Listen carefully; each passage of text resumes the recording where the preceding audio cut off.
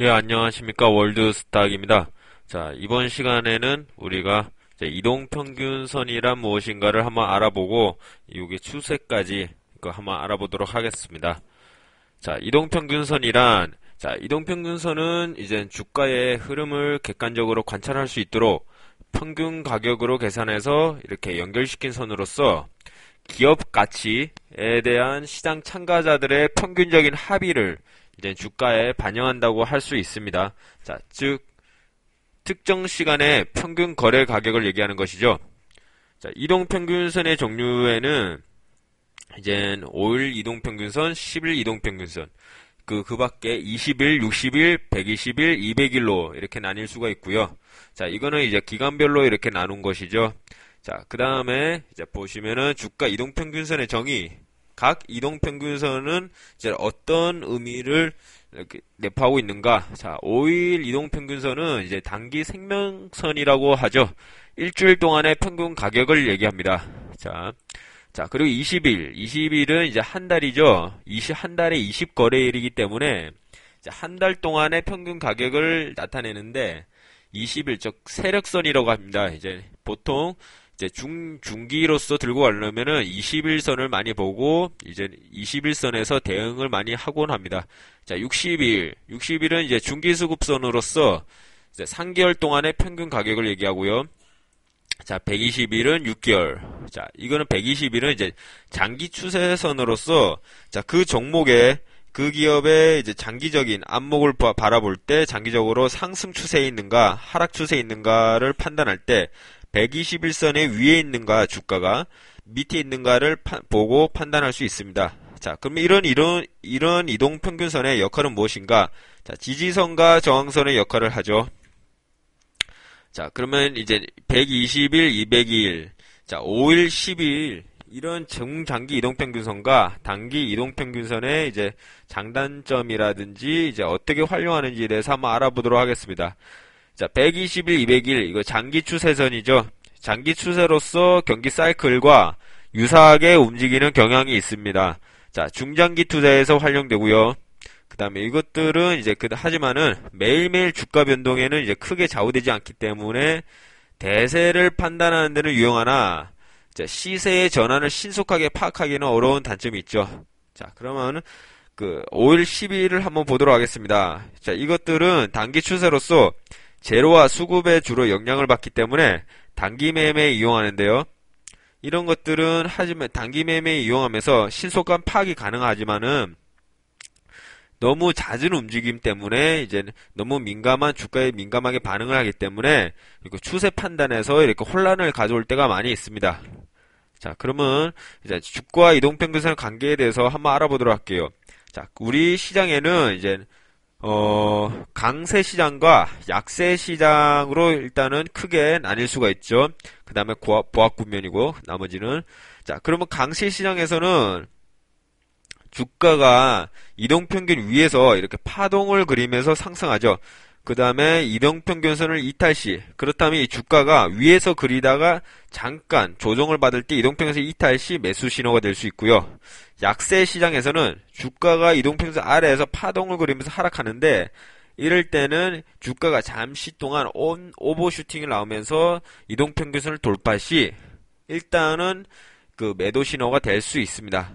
이건 어디까지나 신호이고요. 자, 보합 국면에서는 주가가 이동평균선에 밀착해서 자, 이동평균선이 한 곳으로 모이게 되죠. 밀집하게 되는데 그 밀집하는 구간들은 일단 향후에 시세 분출의 이제 초기 단계로 판단할 수 있겠습니다. 자, 그렇다면은 이런 이동평균선은 어떻게 구하는 것인가? 자, 주가가 만약 예를 들어서 5일 이동평균선을 값을 한번 구해보도록 할게요. 자, 1일날 1000원이던 주가가 2일날 1100원, 1200원, 1300원, 그 다음에 1400원, 이까지 또 5일 동안의 가격이 형성됩니다. 그렇다면 이 5일 동안의 가격을 마지막 5일째 되는 이때 이동평균선 값이 얼마인가? 자, 밑에 있죠? 5일선 계산 방법. 자, 1일부터 5일 동안의 주가를 모두 더합니다. 그 다음에 5일 동안의 기간으로 나누면은 1200원이 나옵니다. 이게 즉 5일 이동평균 값이 되죠. 그 다음 날은 6일은, 자, 6일은 2일부터 6일까지의 5일 평균 값이고요. 자, 그 다음 7일째 되는 날은 3일부터 3, 4, 5, 6, 7. 자, 7일까지의 5일 동안 이제 평균값이 되죠. 그러면 1200원부터 1600원까지 쑥 더하고, 그 다음에 5일 동안의 값으로 나누면은 이제 1400원이 됩니다.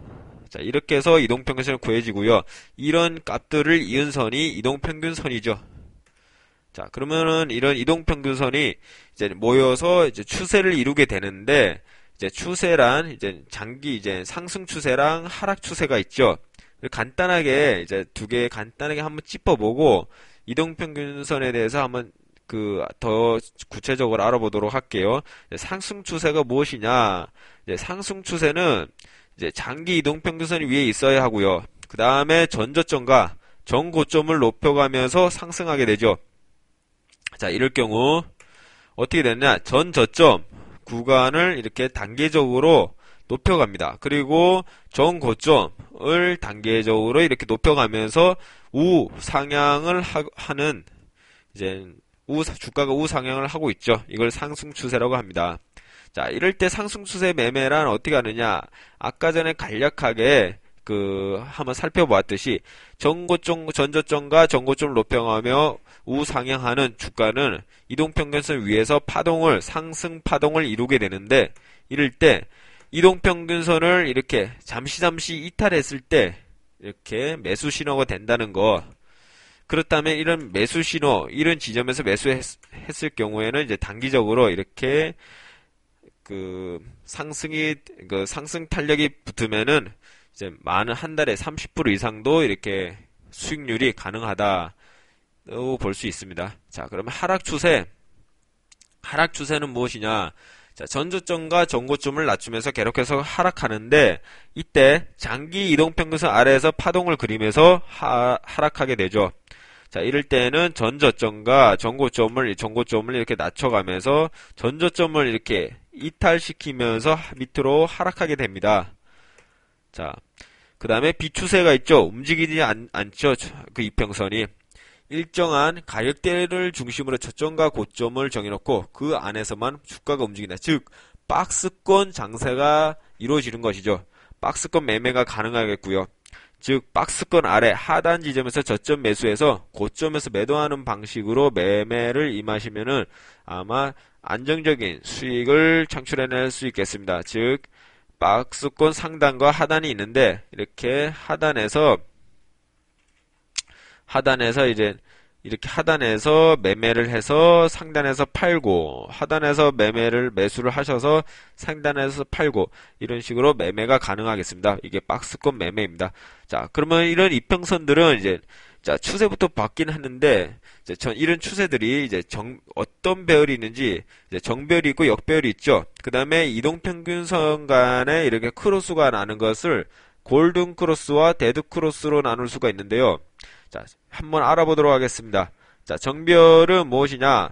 위로부터 단기, 중기, 장기, 이동평균선 순으로 나란히 상승 중일 때 전형적인 정배열 상태이죠.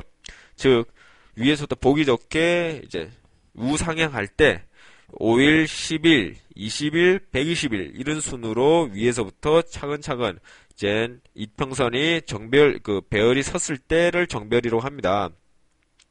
이럴 때는 보통 골든 크로스가 나긴 하는데, 단기 이동평균선이 중장기 이동평균선 급속히 상향 돌파하면서 정배열을 만들죠. 자, 역배열은 무엇이냐? 정배열 반대의 개념으로 볼 수가 있는데, 장기, 중기, 단기 순으로서 이렇게 나란히 하락 추세했을 때 정배열의 반대 모양으로 이루어진 배열 상태를 역배열이라고 하죠. 자, 이때는 단기 이동평균선이 하락을 하면서 중장기 이동평균선을 급속히 하향 돌파할 때, 즉 데드 크로스라고 하는데 매도 시점이기도 하죠. 자, 데드 크로스를 내리면서 이렇게 밑으로 하향 돌파를 하게 되면은 그때 역배열이 이루어지게 됩니다. 그림으로 한번 살펴보도록 하겠습니다. 자, 그림으로 살펴보는 부분은 2부에서 다시 한번 진행하도록 하겠습니다.